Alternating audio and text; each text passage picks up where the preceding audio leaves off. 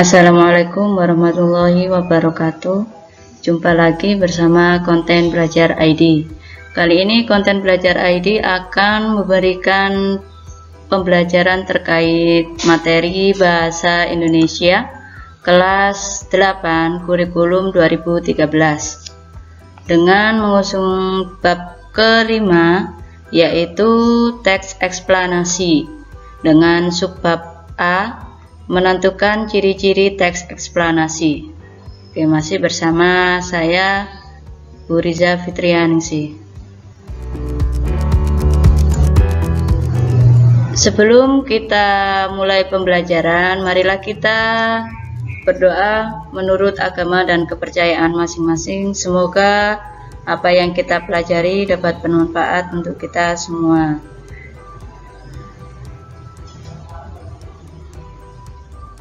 Oke, bismillahirrahmanirrahim. Saya akan mulai. Tujuan pembelajaran yang akan kita capai yaitu kita mampu menentukan informasi dari teks eksplanasi berupa paparan fenomena alam atau sosial yang didengar atau dibaca. Nah, di sini tujuannya kita bisa mengetahui apa yang terjadi di alam maupun di sosial, ya, di lingkungan sekitar kita. Jadi uniknya teks eksplanasi ini, di samping kita belajar untuk membuat teks, kita juga tahu, ya, mengeksplor atau kita mengamati, ya, keadaan alam atau keadaan lingkungan sekitar kita. Baik, kegiatan pertama atau materi pertama yaitu pengertian teks eksplanasi, dan yang kedua tentang ciri-ciri teks eksplanasi. Setelah ini akan saya kupas satu persatu. Jadi tolong disimak dari awal hingga akhir. Baik, sebelum materi pertama, coba kita perhatikan peristiwa yang ada di samping ini.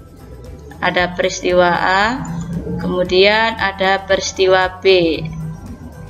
Nah, ini mungkin peristiwa yang sering terjadi, ya, di alam atau di lingkungan masing-masing, ya. Mungkin kalian bisa melihat langsung atau mungkin lewat gambar atau yang lainnya.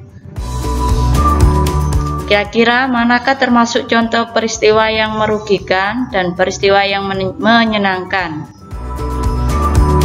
Oke, untuk yang gambar A, ini adalah fenomena gunung meletus, ya. Dari kita lihat dari gambarnya saja, ini salah satu fenomena yang merugikan. Mengapa demikian? Ya, karena dampaknya yang sangat luar biasa di sekitar pemukiman atau perkampungan yang ada di lereng gunung. Kemudian kalau yang B, ini termasuk fenomena yang menyenangkan, ya. Karena apa? Ya, mungkin ini sangat ditunggu-tunggu banyak orang, ya, yaitu fenomena pelangi. Ini juga dibuatkan lagu anak-anak juga. Kemudian ini juga salah satu materi keduanya, ya, gunung meletus dan pelangi ini juga salah satu materi di ilmu pengetahuan alam. Nah, dari sini kita enaknya sambil belajar bahasa Indonesia, kita juga bisa belajar ilmu pengetahuan alam secara tidak langsung. Baik, selanjutnya. Nah, untuk materi pertama yaitu pengertian teks eksplanasi. Apa sih teks eksplanasi itu? Mengapa hubungannya dengan kejadian alam atau kejadian sosial? Nah, kita lihat definisi dari teks eksplanasi. Teks eksplanasi yaitu sebuah teks yang berisi tentang proses mengapa dan bagaimana suatu peristiwa alam, ilmu pengetahuan, sosial, budaya, dan juga lainnya bisa terjadi. Nah, ini kita mencari, ya, mengapa. Yang dikatakan mengapa itu kan berarti kita mencari sebabnya hingga terjadi sebuah fenomena. baik itu fenomena yang tadi merugikan maupun fenomena yang menyenangkan. Tentang sebuah peristiwa juga.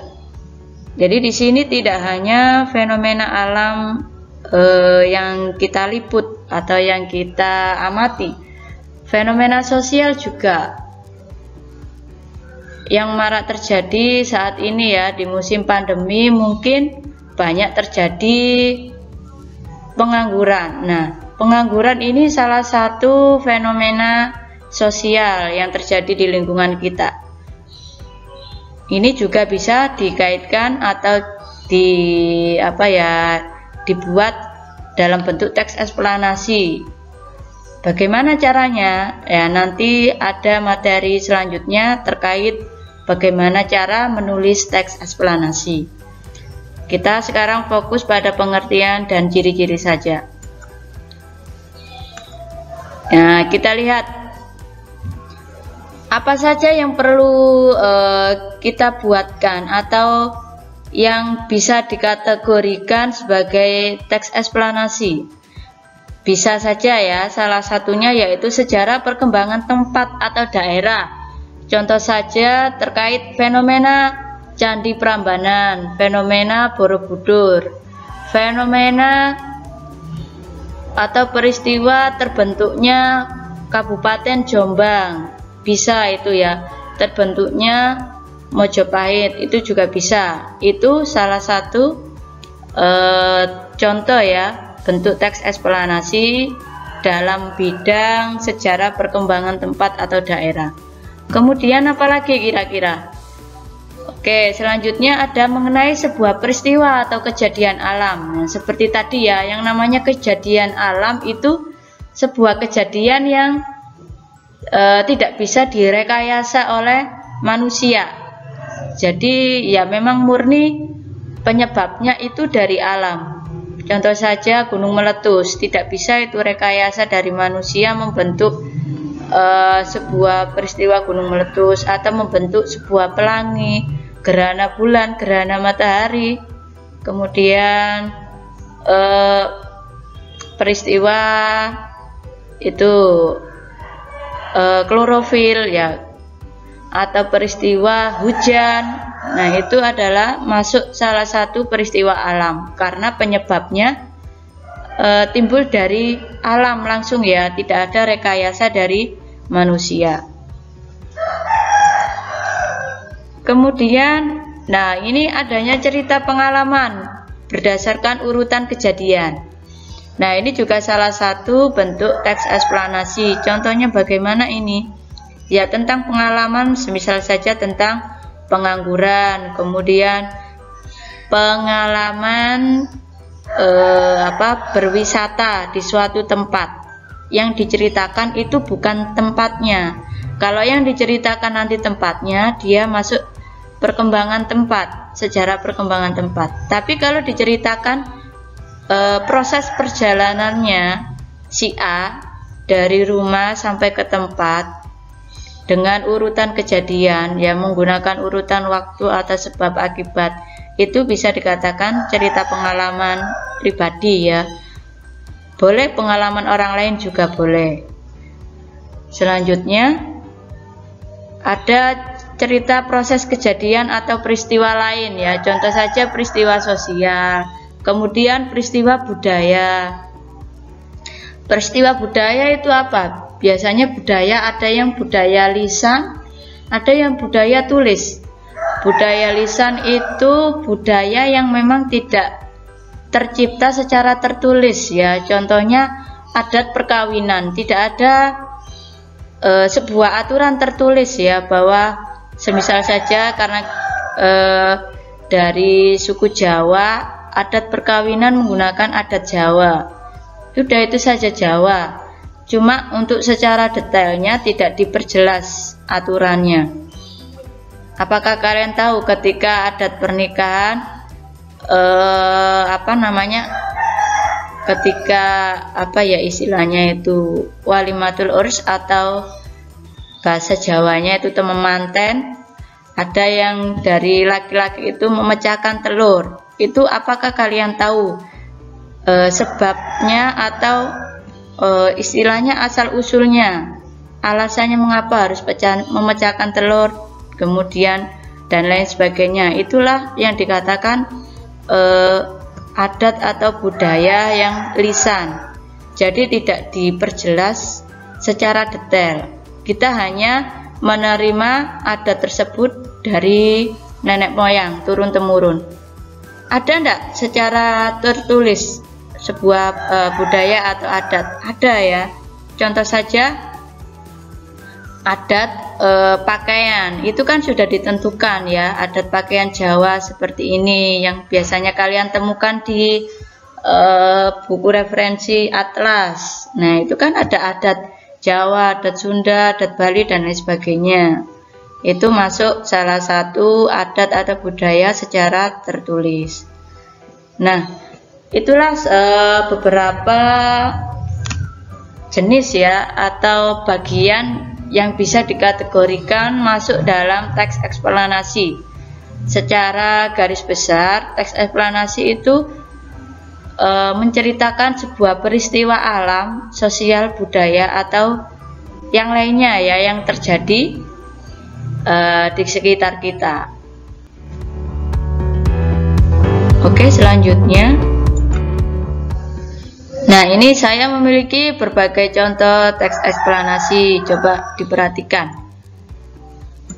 Yang pertama, ini adalah contoh eksplanasi alam ya, yaitu terjadinya proses fotosintesis dengan soal sebagai pemicu untuk pembuatan eksplanasinya, bagaimana proses terjadinya fotosintesis pada tumbuhan.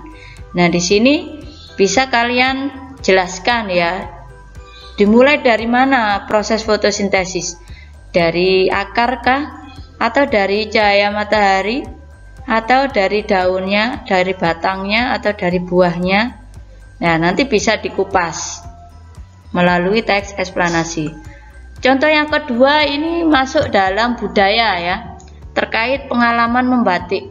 Ini juga masuk teks eksplanasi dengan pertanyaan acuannya, bagaimana memanfaatkan waktu liburan supaya tetap mendapatkan pengetahuan.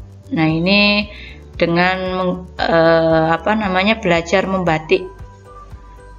Biasanya budaya batik itu salah satu disebut kota batik itu di Pekalongan, Jawa Tengah.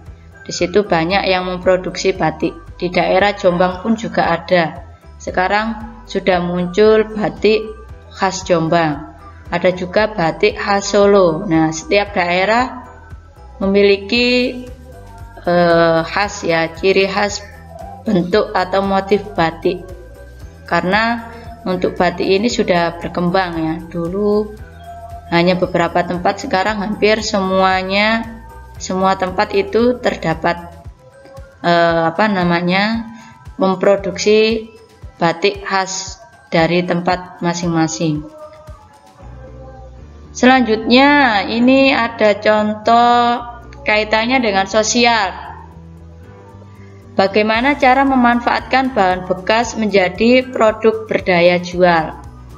Nah, ini di gambar ini terdapat banyak botol ya yang dibuat dalam bentuk vas, kemudian asbak, kotak pensil dan lain sebagainya. Ini kaitannya dengan eksplanasi daur ulang bahan bekas. Selanjutnya, nah ini tentang sejarah atau tempat, yaitu Candi Borobudur. Bagaimana proses terjadinya Candi Borobudur? Nah, ini masuk dalam ilmu sejarah juga ya. Ada ilmu sejarah, ada ilmu keterampilan, ada ilmu alam. Nah, di bahasa Indonesia ini pada bab ini eksplanasi kita banyak mengambil dari mata pelajaran lainnya. Selanjutnya, nah kita belajar tentang materi yang kedua, yaitu ciri-ciri teks eksplanasi. Apa sih ciri-ciri teks eksplanasi yang paling signifikan atau yang paling khas ya, yang paling khas. Oke, yang pertama, teks eksplanasi itu merupakan informasi yang dibuat atau yang dimuat secara faktual. Faktual itu berarti sesuai dengan kondisi yang ada ya, tidak direkayasa. Yang bersifat keilmuan atau ilmiah dan dirangkai secara kronologis ataupun kausalitas. Kronologis berarti sesuai dengan kejadian. Kalau kausalitas itu berdasarkan sebab akibatnya.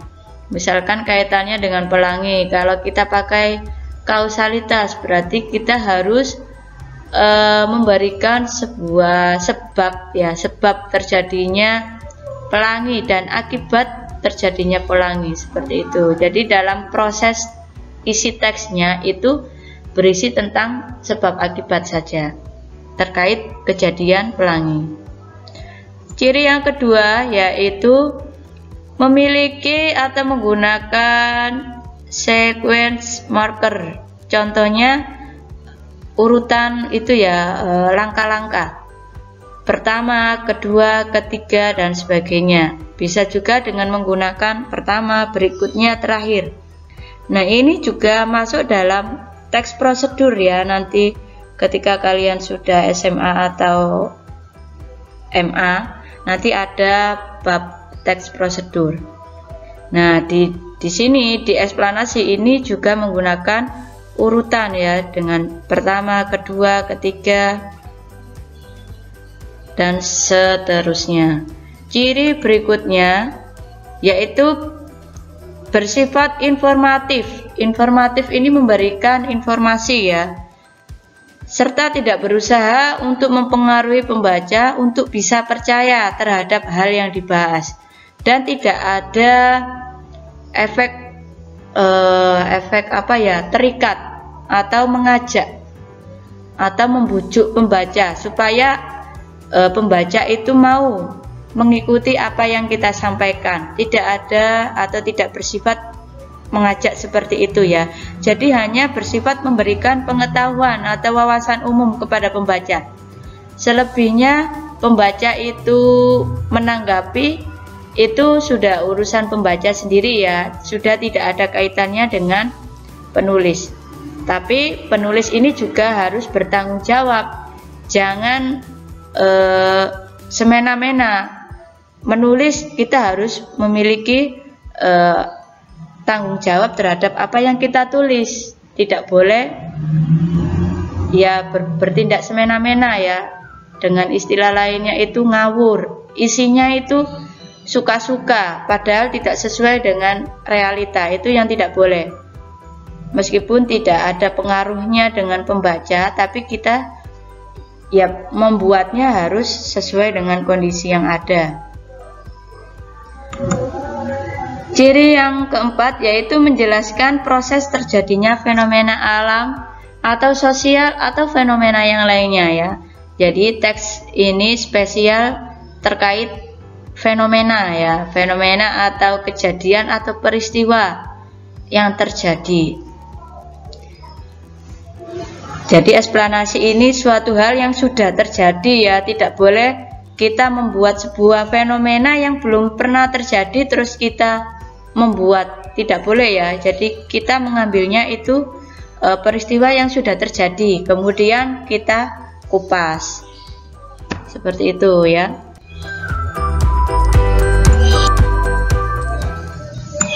Oke, selanjutnya ini ada jenis teks eksplanasi. Secara umum, jenis teks eksplanasi itu ada dua. Yang pertama yaitu teks eksplanasi tentang sosial atau budaya, kaitannya kejadian atau peristiwa di lingkungan sekitar kita. Kemudian jenis yang kedua yaitu tentang alam ya, kaitannya kejadian atau fenomena alam. Jadi contoh saja kalau fenomena sosial itu kaitannya dengan sampah, itu juga masuk dalam teks eksplanasi. Banjir itu juga peristiwa sosial. Kemudian teks eksplanasi yang tentang alam, contohnya tadi gunung meletus, kemudian gerhana matahari, gerhana bulan, dan lain sebagainya. Itu untuk jenis-jenis teks eksplanasi. Sebenarnya selain ada jenis sosial, budaya, dan alam ini juga ada tadi ya tentang sejarah atau tempat. Itu juga masuk dengan jenis teks eksplanasi. Namun pada umumnya untuk yang sejarah tempat atau daerah tertentu itu masuk, ada juga yang masuk alam, ada juga yang masuk sosial budaya, tergantung apa yang dibahas atau tergantung objek yang dibahas.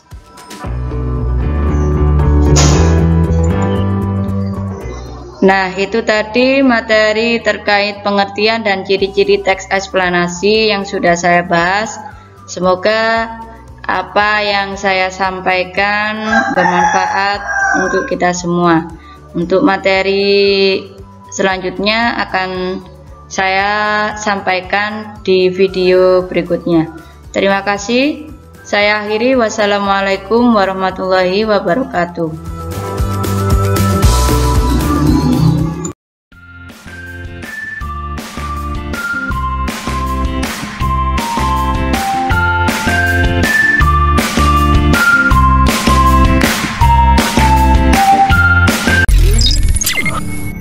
Yeah.